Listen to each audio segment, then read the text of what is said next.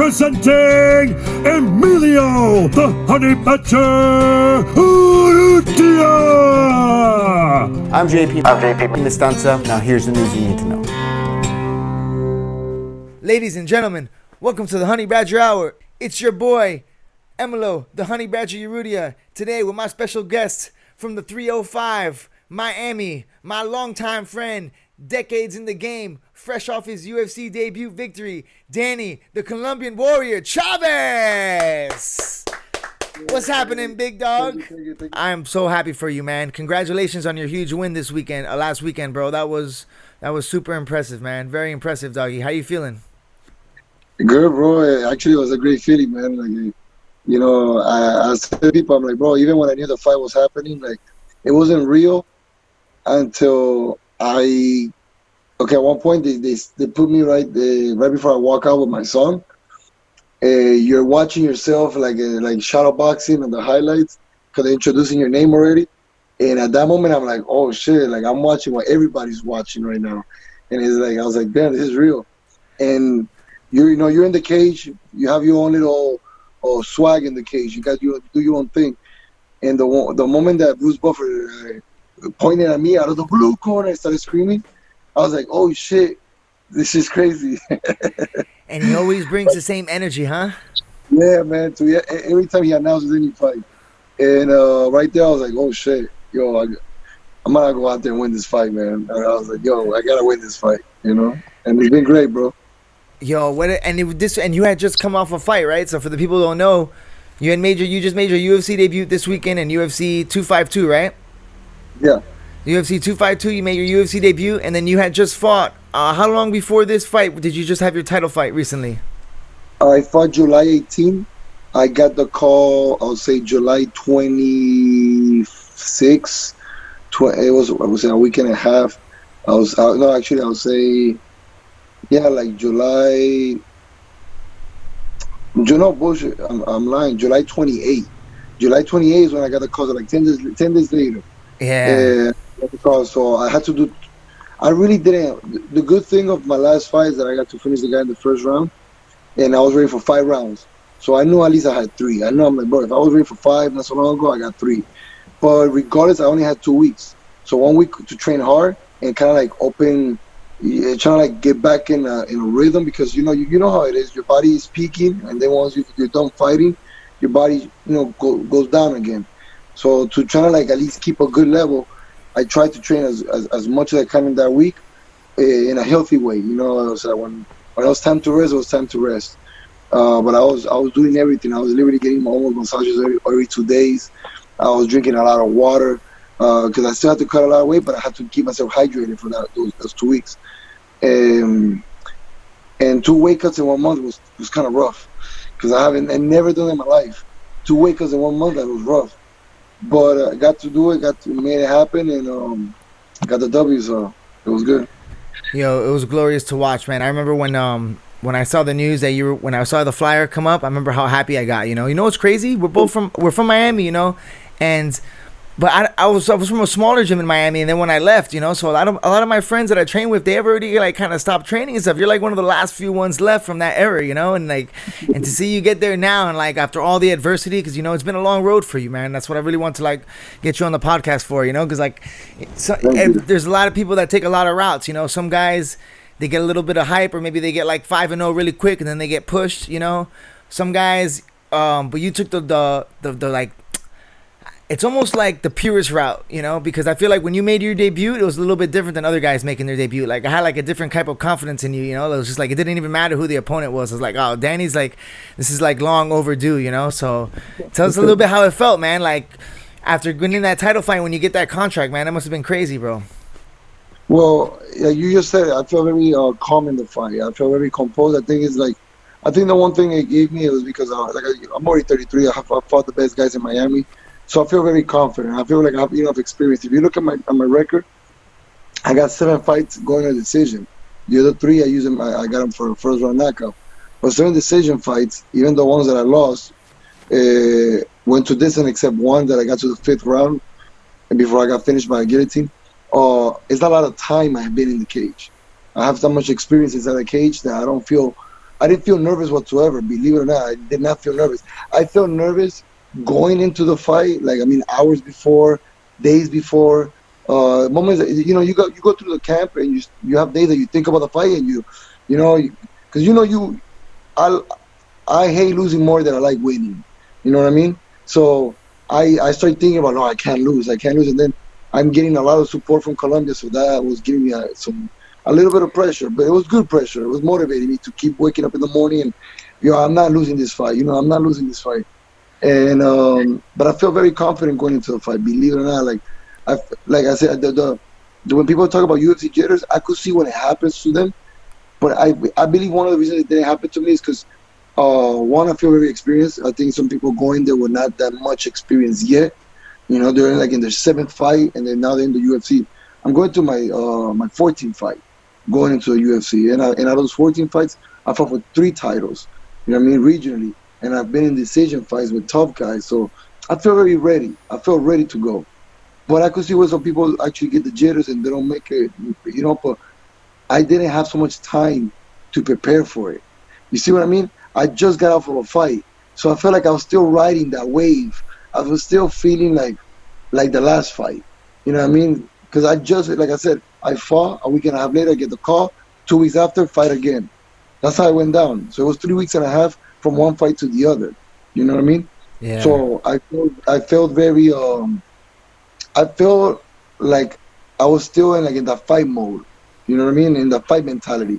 I didn't shut down the fight mentality and then pick it up again for another camp. You know what I mean? No, you gotta get yourself fired up. Yeah, I was. Because that's what you do. You know how it is. You get 6 to 9 weeks for a fight, and then the beginning you have moments that you're just training, and then you have days that you listen to music, you go for a run, you listen to music, and you get into a fight mode. And you're just visualizing. You even funny some weird faces that people are driving by and looking at you like you're crazy, because you start looking around, you start giving these crazy eyes. Yeah. But sometimes we shadow back when we're driving. You know what I mean? Slipping and shit. And I think I was still riding the last one, so I didn't have to go through the whole preparation mentally for a fight. I was already mentally ready for it. Yeah, for sure. And the preparation that you've had in your career before you got to the UFC is what's so impressive. Like you touched on a little bit before. You had fought a main event already. Like, you had fought a few main events. I remember I've been to every time I'm in Miami. That time that I've been in Miami, I've been to a few of those. And you were 4-0 when you had your first main event, right? Or were 3-0 going to 4-0? Yeah, 4-0. I was fighting I was gonna fight Jordan Parsons. Yo, so yeah, rest in peace to Jordan Parsons. He could have been, he would have been he would have been a champ for sure. He did big things. He was already doing big things. But yeah, man. So you were 4-0, brother, and then in 4-0, you're making your first main event in front of your hometown crowd in Miami. What was that like for the first time, man? Was that that had to be great preparation for a UFC fight when there's nobody there, Yeah, well, I'm always fought in Miami, so I always had the advantage with the crowd. But I always tell people I have never paid attention to the crowd. I have never. I pay attention to the crowd when I'm entering the cage. I hype it up. I move my arms. I clap my hands when I walk in the cage, and then I go like this, to just hype up the crowd. Yeah. But when I'm fighting, I don't pay attention whatsoever to the crowd. Why? Because it's just gonna distract me or might make a mistake. The crowd gets me so hyped up, I overextend a punch or something. You know what I mean? Or trying to force something just to please the crowd. I'm not about that.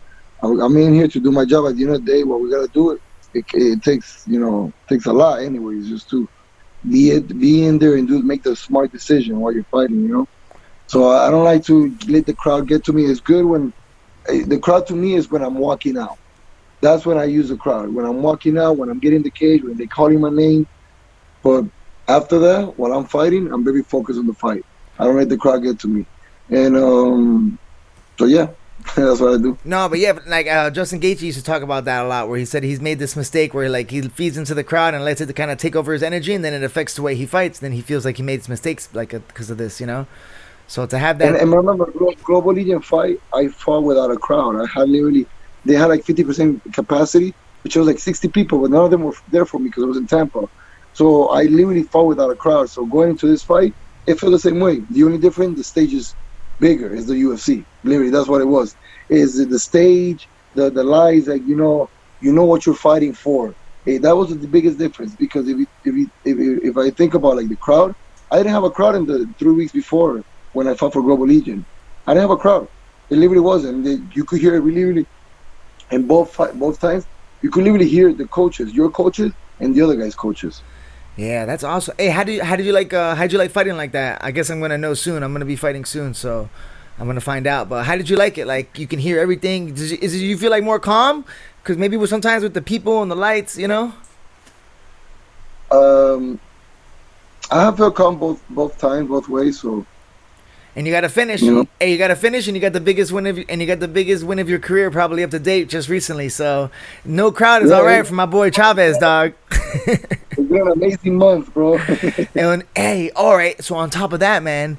So due to the global pandemic, you know, I know the whole world's going through it right now. Everybody's struggling, man. Us in Thailand, it's crazy here. And man, I know you also suffered the same effects as the rest of the world, you know, during the global pandemic. When I was just recently in Miami, you were training at a beautiful gym, man. You had a little squad of guys that you were getting ready. And then something happened with this with the pandemic and everything like this. Your work had to change, huh? Yeah, well, what happened, I lost my job, period. The gym closed, and we were not able to keep it open. They were not able to keep it open, so I lost my job. And then if you want to go look for a job, it's hard because a lot of people lost their jobs, period. So it was hard. What I was doing, it was privates on the side in the parking lot, privates here and there, just, to keep, something going. I really didn't have what was it called?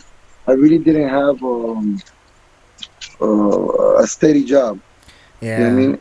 And that happens, but all my guys actually, most of my students, they're actually now where I'm working now. I'm working at my gym where I train. But I only work one class, which is jiu-jitsu on Wednesdays. Okay, nice. I'm not working every day. And right now, after what just happened, I'm really going to keep my time invested on me getting better, because I even though I won this fight and I loved it, I feel like I've made a few mistakes that I can't make with certain people. You know what I mean? So you have to go out there and fix it.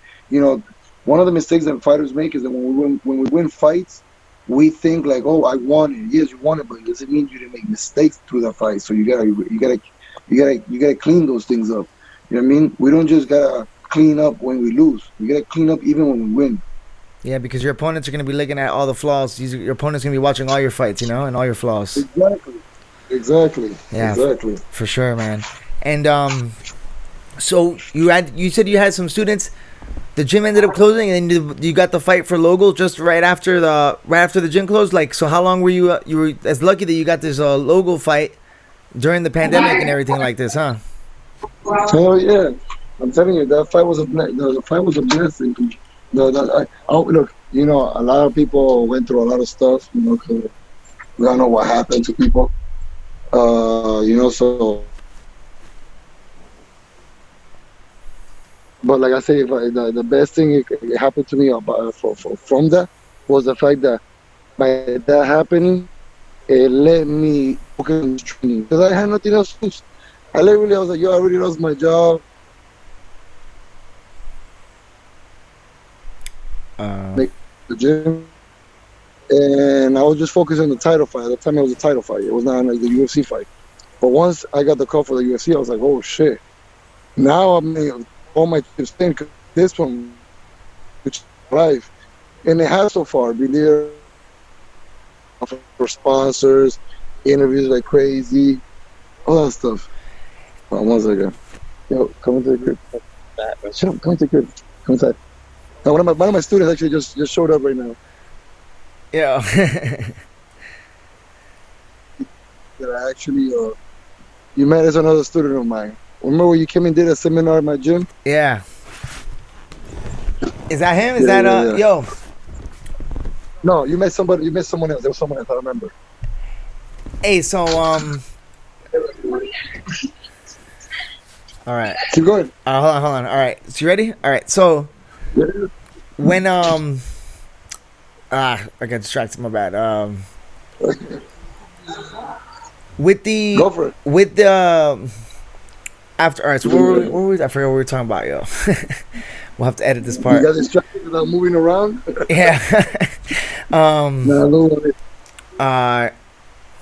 Students, and then I was just gonna ask you something. Oh, so you had you had won a title fight, but this wasn't your first title.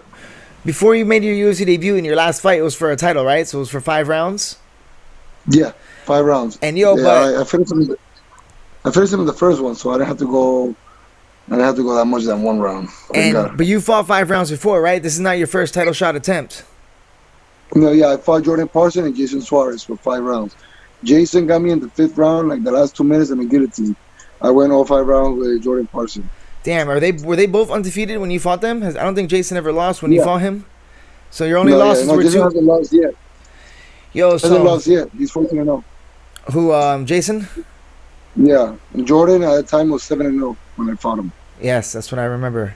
Yeah, man. So tell us, Joe. Tell us a little bit about that, man. What are some of the biggest things you've taken from your losses that have helped you in your career, especially preparing for the now?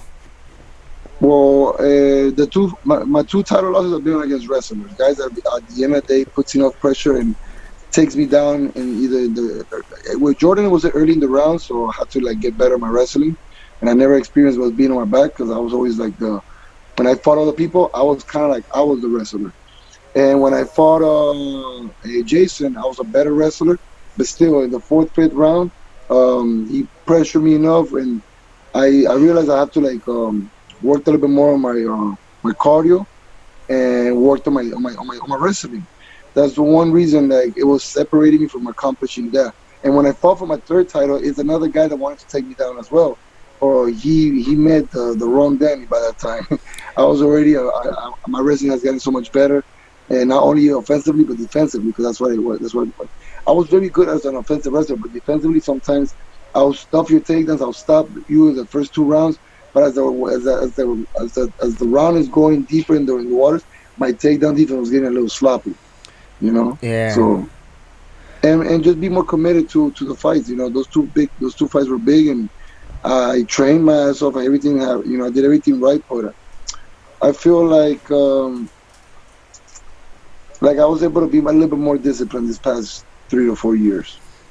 Yeah, definitely, man. And with those 2 fights, like after you get the job done, man, and you learn a lot from those lessons. But there's like MMA is kind of like we go through these waves, And I feel like now you've been in the game long enough where you've been training, where you've seen all the waves of the fighter, where like you've also fought all these different waves of fighters and different type of guys, And I feel like you've gone through this now in your career, but you're at that level now on the stage where you've been fighting so many wrestlers that the wrestler is not going to be anymore. Like, I feel like we're past that level of MMA, especially in the UFC right now. Like, good wrestlers don't seem to be like cutting it anymore, Like right now we're in the era of like really good defense, and like you're going to need a lot more than some good wrestling to win some fights. Because I feel like all the guys that lost to those wrestlers have now been training long enough that we got that like black belt level in wrestling, where like you probably been wrestling just as long as you've been training now, right? Yeah. Well, right now what's going on is that you can't come to the sport one-dimensional. Yeah. You know what I mean? You can't just come and be a wrestler, which it has still worked for Khabib. You gotta give him props for that. You know what I mean? It still works for him because even though he has a funky style of stand-up, his goal, you already know what his goal is. So he makes it work for him. But yeah, you can't come and just be a guy that wants to just take you down and probably score points like that, because also like you said, it's not like I had this wrestling 8 years ago. I had this wrestling after 14 years of wrestling. I'm doing this for so long. Yeah. You know what I mean? So yeah, you get to a certain level.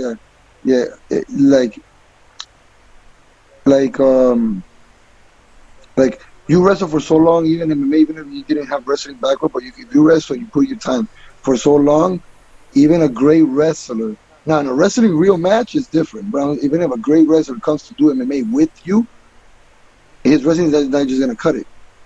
He's going to have to really develop some stand-up and develop some real ground, not just wrestling, not just takedown. You got to know how to ground and pound. You got to know how to elbow. You know how to make space, hit, and not enclose space again. Because, anybody could just kick you down and you're trying to make space for ground and pound and then they escape. You have to know when to make those decisions, All that's experience. Exactly.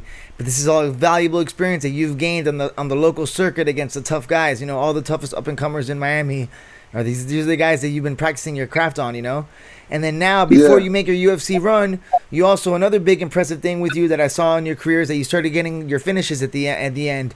And this is something that me and Christian we always say, because I know you're always like the killer, man. I've trained with you before, I felt it, you know, and then it's so good to see it now get put into action. And I had this like 10 fight theory that like something about like you gotta get like bag in those 10 fights, and then like things start to like change a little bit in like the levels, you know, like and I don't know, yo, like now you're getting these finishes. What do you attribute this new Danny Chavez, dog, with this new finisher that we got with our man Danny Chavez, dog? I said it on the to John Anik, Isaac, whatever his name is. I can't remember his name. Yeah, John Anik. But I said that I had like a tattoo curse. Cause, you know, I got him right here, and a tattoo knockout KO in my knuckles. And for some reason, after that, I couldn't get him finished. So I was like, bro, there was a tattoo curse. I don't know what happened, man. But yeah, like to me, really, it was the mentality. I think like at the beginning, what happened a lot is that early in my career, I was a little bit more of a wrestler. I had good hands, I knew I had power, but I was not as comfortable to stay a full round just standing up without even attempting one takedown. You know what I mean? I was always a little bit like the wrestler, you know? That's why it was different when the other two guys out wrestled me, because I was so used to be the one on top, not on my back. And as I got older, I just got more mature in the game, and I'm able to I just got very comfortable in my power, my skills, and standing up, and I still believe I could still get more finishes, and not even as a knockout, at least a submission. I haven't really attempted so many submissions in a fight because, you know how it is. Over here, they don't really see submissions. They don't give it they don't get rewarded so much until at least you get the finish. You know what I mean? But if you take me down and you throw like 2 punches, and I threw 3 arm bars, your takedown with the 3 punches counts more than my 3 amazing arm bars. You know what I mean? Yeah. So, and to be, if people knew how hard it is to get an arm bar, and to try to finish someone with an arm bar or any type of squeeze, any type of a lock, it takes energy, bro. And it takes energy to get there, and it takes energy to try to finish him there. And if you miss you know it, what I mean? if you miss it, bro, that's as big.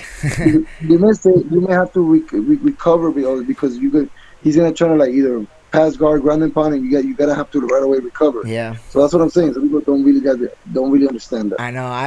Actually, man, I have some decisions in my career, and actually I have a loss like this too, where I had like such a dominant first round, you know, squeezing, trying to grapple, like trying to choke the guy, going for the arm bar, going for the, you know what I mean? And then like after the round, you have like spaghetti arms afterwards. I had one dude in a triangle for a long time.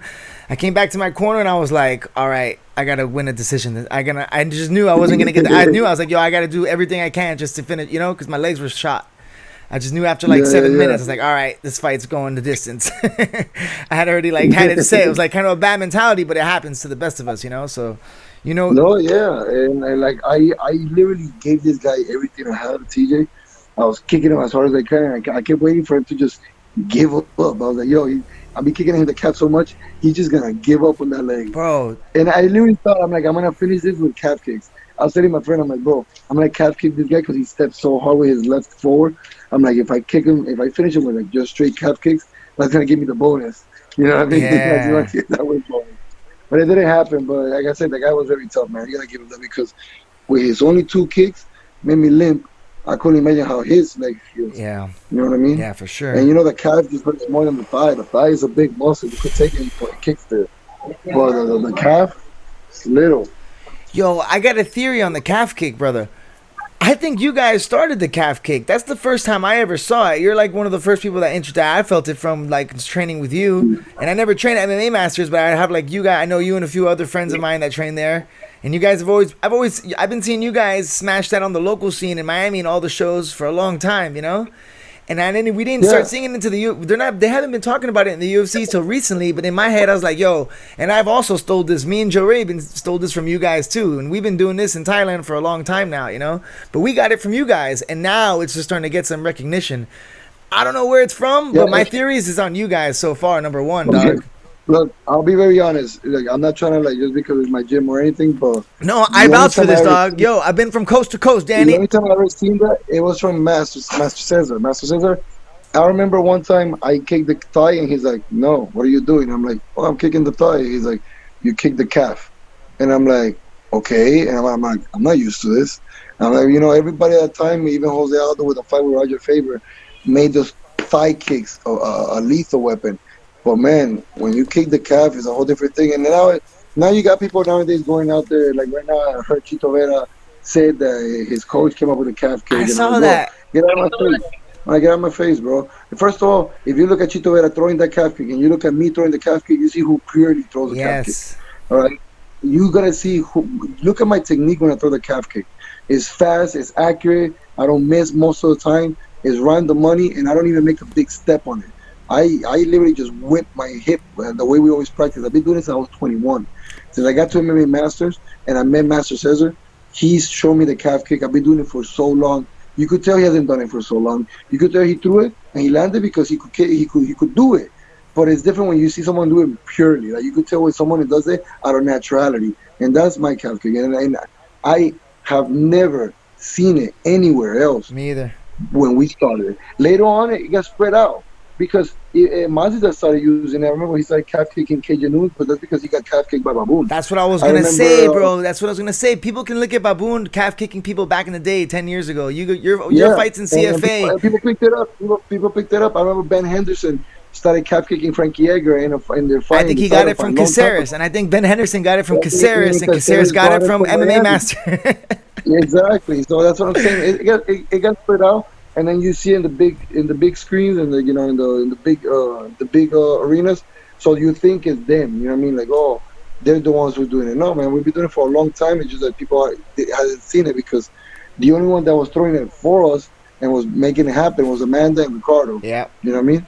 But I don't think they ever spoke about it. It's now that it became a popular thing, now everybody wants to take credit for that. Oh, we started doing it. No, man. I've been doing this since I was 21. I'm 33. So I've been doing it for 12 years. So don't even give me that. Yeah, I listen. I vouch for this. This is why I wanted to talk about it because I think this is a real topic, yo. Like I've been telling people for a long time that this is from MMA Masters in Miami that my boy does, and I've been seeing all you guys do it for a hot minute, you know. But hey, so one of the other new things about you, I was listening to one of your podcasts, man. I was gonna show you someone real quick. Oi, special. We got a special. we just had a special guest intro. What's happening, big dog? Chino's in the house. How's he liking MMA Masters? He's getting in the rhythm good. He's over there.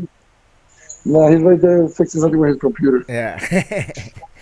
Hey, so I wanted to ask you, Danny. I was listening to your podcast, man, and one of the things that I really enjoyed, I was listening to one of the recent podcasts you did.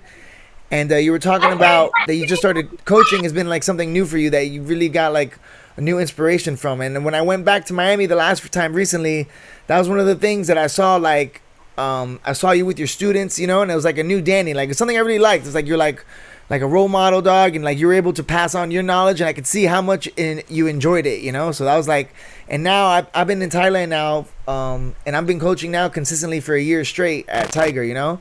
So I'm kind of like in this new coaching mode also, where I'm kind of like, but we're still in this mid space of coaching and fighting still, you know. How do you find that?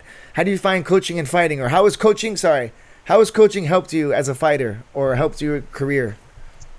First, technically, I get to watch my guys make mistakes and me fix them. So then when I cannot make the mistakes, I'm correcting them about, you know what I mean? So for example, if I see them fighting with their hands a little too low, because I don't mind people fighting with their hands low, it gives you movement.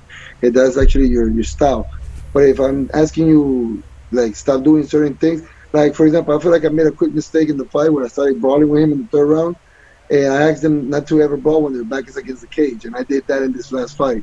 So I gotta go back and fix that. You know what I mean? Like that's what I'm saying. Like when I teach my guys, I don't want to make the mistakes that I'm actually correcting them. So it helps me to like remember, okay, you know, don't make the mistake that you just finished correcting first of all, you know what I mean? And two, mentally, it just inspired me a lot. You know, when you actually, like you said, when you gotta be a role model or be the example of the group, like you really can't. It's like, how am I gonna tell these guys you gotta train hard to make it, and I'm slacking in the crib? You know what I mean? I can't do that.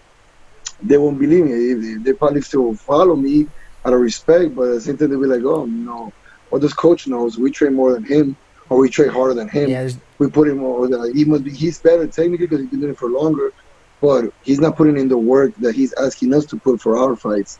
You know what I mean? So that to me, they motivate the shit out of me, man. They make me get up in the morning, go train, eat well, because these are the things that I gotta tell them. And I've been bothering them ever since I met them about eating healthy, training every day, twice a day, and some days take it easy, some days go harder, stuff like that.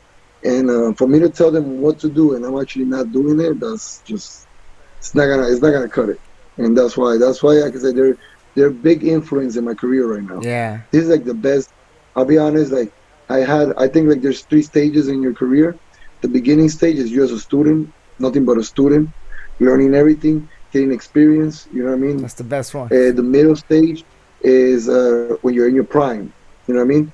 And I decided to be a coach in that stage. So right now I'm in the stage. I'm a coach. Now I'm not a coach of a big team or nothing. There's only 4 guys that I'm right now coaching. I'm a coach / still student. And then of course after my career is over, I'll probably be just a coach. You see what I'm saying? But this is to me is the best one right now. I mean, I'm in the best stage right now because like I said, like I had my guy Justin, the one that I just introduced you, that this guy here. He's the one that went with me to Vegas. And I got to show him everything that it goes down at the highest levels. You know what I mean?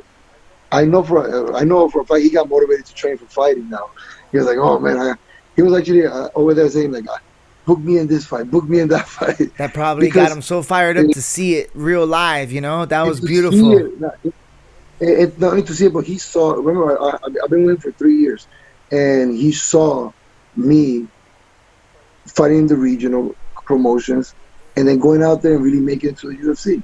So he's witnessing that, and then he's part of it because he's my right-hand man. So he comes in, he makes a trip with me, gets to see all the stuff, how they treat you over there. Because now this is a different level. This is the UFC, and they treat you way different. They're very professional. Treat you right. Everything is great. And then you go in and you get into the fight. And he gets to see me fight live in front of. In the UFC, the kid is right there. So, like I said, to me, they always been a big part of my career because it's where we're living right now. This is like my little gang, you know what I mean? And I'm the leader right now. So it's a great thing. We all care about each other. We all help each other out. And eventually, I was in the same position they were. At one point, I was one of them, and we had a leader. We had an alpha male running the group of us, you know what I mean? And now it's like my turn to do it. Yeah, and you're able to like pass it on too. You're able to pass it on. Like when you were like cutting weight and you had like the experienced fighter with you telling you, yo, stay in the sauna, don't worry, showing you how to make the weight, come with a little credit card, you can show them how to make weight, take them to Olive Garden. You know what I'm saying? If you ain't cut weight and fight in Miami and go to Olive Garden, you ain't doing it right. You know what I'm saying? Maybe now that UFC, we can go somewhere a little better for the post feed weigh-ins. You know what I'm saying, dog? We can level it up. What's the one above Olive Garden? Man, I still eat Olive Garden. Yeah, no matter what. Yeah, man. I keep tradition how it goes. I'm not that kind of guy because more money, more. What if the other food? I don't like the other food. I like Olive Garden's breadsticks and salads and the pasta is fine. Yo, you can't beat the breadsticks and salad. You know what I'm saying, dog? That shit is fire. I don't know what they do, but they don't change. Don't change a good thing, bro. Yo, that's that's awesome. With the students too, they keep you like you hold accountability, and then and it's so good to see them grow, and then they push you. And like I know Kron Gracie used to always say, make your students your training partners. Like a good coach makes his students his training partners. Yeah. And I already know that these guys are gonna learn straight from you, straight from the source. They're gonna be on point, man. So that's great. They're very lucky, man. So for sure, that's great to see that and to motivate you too. The fact that you took them, man, that's crazy, yo. Man, so what's next? Anything? Did the UFC give you anything coming up or anything, or what's going on with that? Look, first no, actually, what I heard, I don't know. My manager was like, "Yo, Shelby liked you a lot." He's like, "Yo, when can we have him next again?" And then he's like, "Let him heal up. He just had 2 fights in 1 month." Plus, like I said, I'm just getting my feedback. If I show it to you, bro, they're fat right now, and I gained some weight. You know what I mean? Yeah, you're looking a little plump. This whole week. Oh man, this whole week all I've done is eat. All I've done is eat. It's crazy. Yeah, man. And when you're training for a fight, how do you do like some training stuff? Like how do you prepare when you're preparing for a fight? How do you do sparring? Do you spar like 2-3 times a week? How many times a week do you get like hard sparring in? Well, it depends, you know. I Like let's say 3 weeks out, 4 weeks out, like mid camp peaking, you know? well, 3 weeks out. I will always say this, like, man, I have my moments where I'm training. I have my moments. You know what I mean? Some days it's a hard day on a Monday. Some days it's a Wednesday. I pick my days, believe it or not. And it depends on sparring. Sometimes you got somebody hits you a little hard. You're like, oh, we're gonna turn it up. Yeah. You know what I mean? And then you got the days that you don't. But 3 weeks before the fight, I like to do the last 2 weeks. Because the closest to the fight, I don't like sparring so far from the fight. Okay. Because I may get hurt, and then the closer I am to the fight, I'm actually healing up, and then I can't go so hard because I'm healing up. You know what I mean? So when I'm getting closer to the fight is when I'm sparring a little harder, just to get that real feeling of a fight. You know what I mean? Like, you know, you're throwing hands, you're throwing kicks, boom, takedown, back up. Oh, you know, takedown again, go for an armbar, can't finish it, get back up, and you're breathing heavy, and you still gotta throw some. You know, like you want to have that experience, but like a little intense, because that's what's really gonna happen in the fight. Yeah. Do you do that with big gloves, or do you guys do like little glove sparring too? No, big gloves. With we only do little gloves. We only do little gloves and ground and pound and stuff. Guards, and starting from the wall. You know, stuff like that. Yeah. But when it comes down to sparring, we spar with big gloves. Because the thing is that little gloves could hurt you, they could cut you, you know what I mean? So you want to avoid injuries going, you know, so you have a fight coming up, you don't want to cut or something to stop the fight. Yeah. What about headgear? Do they make you guys wear headgear for everybody to stay safe, or is it up to the athlete when you guys are training? The coach always wants us to wear headgear like the last week or sparring. Yeah.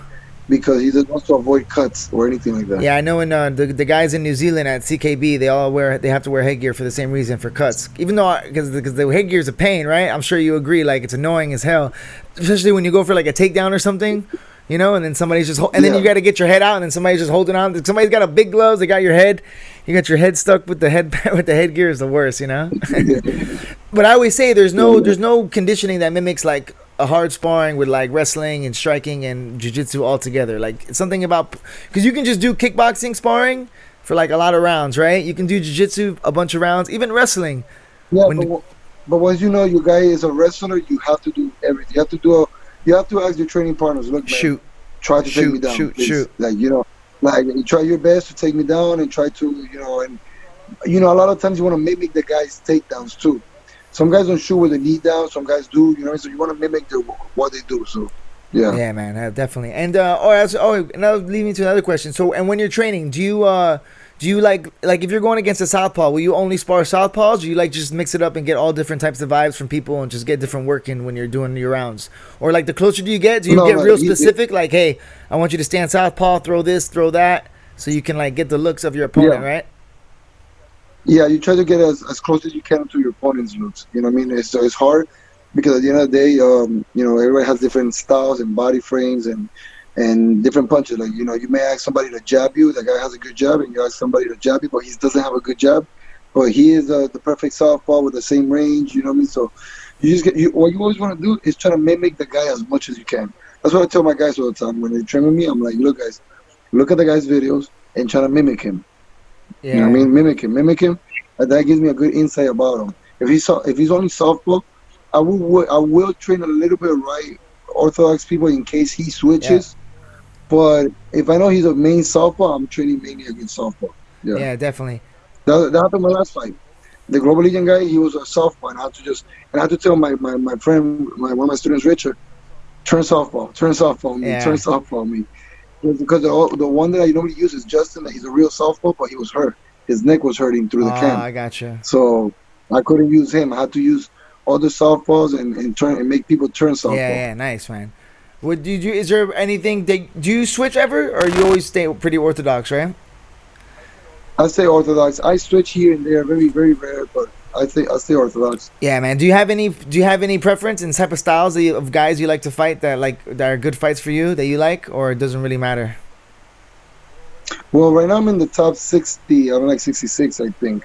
So anybody under me, get all the smoke. Yeah, hell yeah, man. Hell yeah, brother. You know what I mean? That's literally what I'm looking for. I'm looking for anybody that wants to fight. I'll just fight. I'm not here to cherry pick and nothing. Like I'm just give me whoever, man. At the end of the day, my job is to fight, and that's what I got here. Yeah, for sure, man. Like, how about Fight Island? Thinking about going to Fight Island? Would you be down to go to Fight Island, or you want to stay local, dog? Hell, no, hell yeah, Fight Island. Let's do it. I really would be down if they were to put me on Fight Island. That would be very. A bunch of my coach went out there, and then he couldn't get a flight back to Thailand, and he had to stay in Dubai for 2-3 weeks, and then when they finally got into Thailand, to come back into Thailand, he needs to quarantine for 2 weeks in a hotel in Bangkok. So he's been gone. They went for the first fight on UFC Fight Island, and then they stayed because we had our striking coach Hoffa was fighting, and then so he stayed for a week later, but he's been gone since, man. 2 months now he's been trying to get back into the country, yo.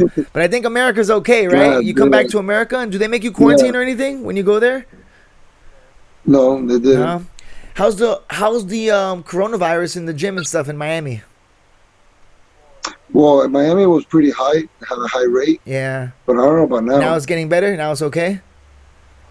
I have not been checking whatsoever. I've been so busy with the whole thing with the fight. Yeah. I have not been checking, but it was crazy. And was the gym open normal? Were you guys able to train normal during the coronavirus during your camp, or did you have to be isolated training or something?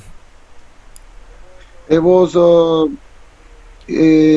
open for some classes, but most of the time, especially to be playing safe, I only had 3 specific training partners through the whole camp, through the title fight, and through the UFC fight, just to make sure I don't catch anything. So we had to do a specific, only 3 people, and I was asking them to stay as healthy as they can.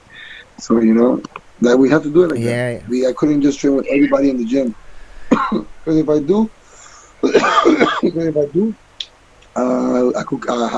I'm taking more chances to catching something. Yeah, and then there's a lot of money on the line. You can't be fucking around right now. Yeah. Hey, how many Colombian fighters in the UFC? I can't recall any. I know right now there's a girl making noise. She's the Colombian queen, Sabrina. I think there's some other guy. I don't know right now. I know some guys have gone in and out. I just don't know how many are active right now. I don't know. Man. I don't Did know. you get it? I'm thinking on the third one. Okay, you got to start pushing that. You got to start pushing that Colombian. You got to get hard on the Spanish interviews. You know what I'm saying? Deportes, ESPN. I saw you on ESPN, Deportes Latino and stuff like that. I was just thinking this is perfect for you, brother. And you were so well spoken. It's just all these years of experience, dog. I'm telling you, man. It really fills my heart, dog. I know the struggle, bro, and I know where you come from, and it's very little that. I meet a lot of people. I have a lot of friends that have gone to the UFC, but you're my first friend from Miami that I know pretty personally. Well, Mike Rio back in the day, but you're the last of the Dundadas, man. And we're the same age, dog. And you've gone through. Thank you. We've gone together in our career, and you were a lot ahead of me, man, when I first started, and you were a guy that I always look up to and wanted to get to that level, and then to see you go up and down, but no matter what, you never stop, bro. So what do you you always kept the consistency, man, and it's something that I always really appreciated about you, man. And I always admired. We always speak randomly, but to see it all pay off, man. You know what I'm saying? Through the ups and downs, you stayed the course no matter what, nothing crazy. It's good to see a lot of the 305 guys making their names later in the game, dog, because it's just that consistency. You know what I mean? Yeah, and like I said, it happened because I'll be honest, man. When the whole thing happened, the corona, I lost my job, I lost my apartment. I was telling people, man, people would tell me, Danny, don't worry, everything happens for a reason. I'm like, oh, shut up. You know what I mean? I'll be like, oh, shut up. I hate that saying. Everybody's using the same fucking quote. Everything happens for a reason. But now I got to believe on that because it did happen for a reason. Look at that, my man. And now I'm actually happy now more than ever. So, yeah. Yeah, and So, you just got to, look, what happens is that you think positive. You're thinking about, one day I'm going to be a champion, all this stuff. But when it's not happening at the moment, where you're putting in that effort and it's not happening, you're kind of a little turned off about it. But you keep grinding, you keep thinking it's gonna happen, and look, it happened. So now I'm Bro, you know what I mean? I'm super happy. That's beautiful, man. I'll tell you what, bro, it's an inspiration for me too, because we're the same age, you know. And to see you now get into the UFC, and I know now you're gonna make this you're gonna make this run now, and it's gonna be exciting to watch, you know. And it motivates me to like get back, like stay the course, stay the grind, you know. Because I'm on a little bit of a skid right now, but I'm where you were maybe just a year and a half ago, you know. So this motivates me to stay the course and to keep going too, brother. You know what I'm saying? That's why. That's why I like this podcast so much. I get to talk with my boys and learn a lot, and it's like really inspiring. You know what I'm saying? So for sure. to close out the show, because I don't want to keep you for too long, doggy. So we have a lot of people like, all right, for your students and people that might listen to this podcast, what advice would you give to any up and coming fighters that want to like pursue this with all their heart? Like, what's a piece of Danny Chavez advice from the Colombian Warrior so you would pass on that maybe one of your students will hear this, that, like a little gem that you know? Discipline.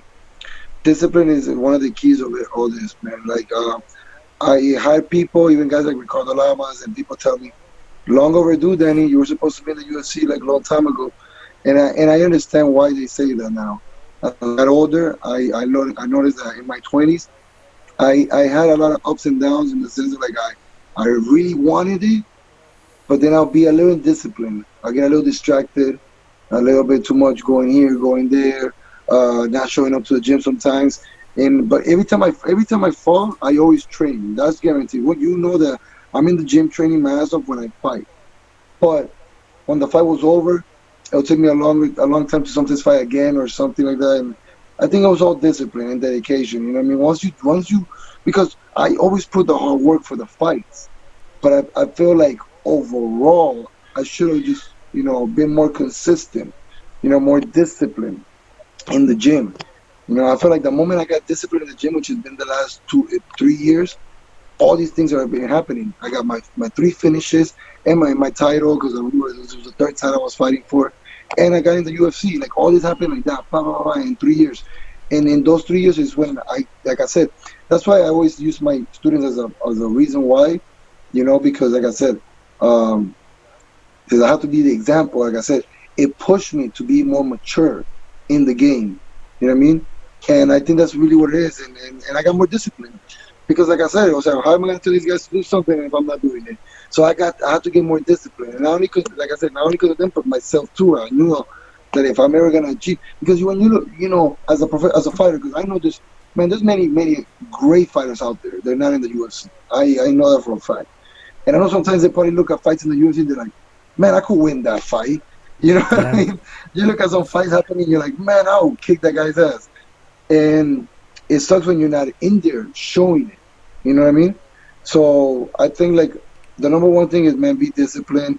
Don't be selfish. Help each other. You gotta have a group of people that I believe what we have is a nice brotherhood, and we all help each other. We all care about each other, and that's it, man. Hard work pays off. I always say it, man. You train hard, you fight easy. That's always been my quote. Hey, and that's beautiful. Yeah, that's so true, Danny. And like, I want to elaborate on that just a little bit more, right? Because you're saying the discipline. There's a difference between discipline and training really hard and getting prepared, right? I know it's exactly what you're saying. So, meaning, like in the between fights, maybe 2 weeks after the fight, it's like, what are you doing there before you get the fight? Or like you get a layoff, but it's like, why did I get this layoff? Is it because I'm not fit? So I'm not fit to take a fight that an opportunity might have came my way? And then it's all like, it's not like you're not training and not doing the right thing. Because if you don't have a fight, you feel like it's okay or whatever. You're not doing nothing wrong. But it's like, it's that long haul that you're saying, right? Like, you celebrate a fight too long. Yeah. You fall February and you're celebrating all the way to July, and you're like, oh damn, it's already been 4 or 5 months and I haven't even, touched the gym so much. You know what I mean? Like, you celebrate the fight too much and things like that. Like I said, you could train. I trained my ass off for every single fight. Fights that I lost, I would never take credit from the guys. They fought always the guy that trained that. I always train. But what was happening in between those fights, in between those, I could have put in so much time in the gym that could have even gotten better faster. Yeah. You know what I mean? Instead of taking so long to get this good, I could have gotten this good a little faster. But I spent some of the time distracted doing other stupid stuff. Yeah, but hey, it's part of the process, And like you said, not to sound corny, but everything happens for a reason, Now, when you made it to the Yeah. UFC, it's when you are that disciplined. Maybe you go to, maybe you get like, what if like when you beat Jordan, maybe you get like a knockout in 20 seconds, boom, you finish him, and then you face that type of wrestler in the UFC, and then you get the O2 barbecue, boom, bam, 2 fights, 2 wrestlers, back to the drawing board, and you don't ever know when you get back. Now you arrive. And you've put the time in, dog. You've seen the wrestler. You've seen the jiu-jitsu guy. You've been striking. You've been doing. You got your 10,000 hours mat time probably now that you're in the UFC.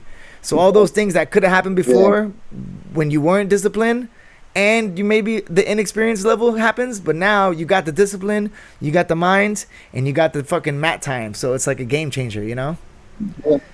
Yeah, of course. Like I said, I felt like.